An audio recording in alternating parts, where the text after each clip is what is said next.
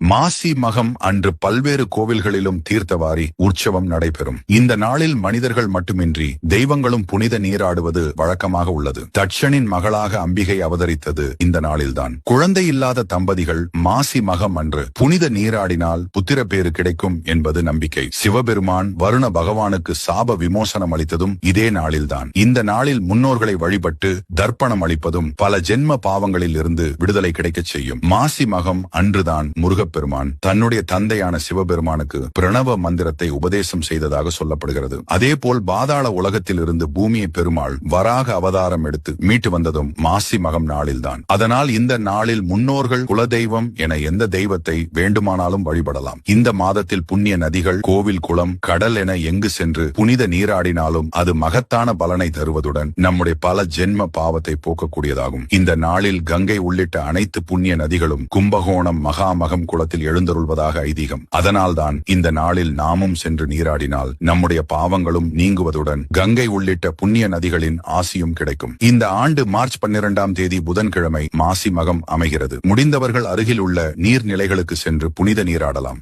மாசி மகம் அன்று பல்வேறு கோவில்களிலும் தீர்த்தவாரி. Download ShareChat.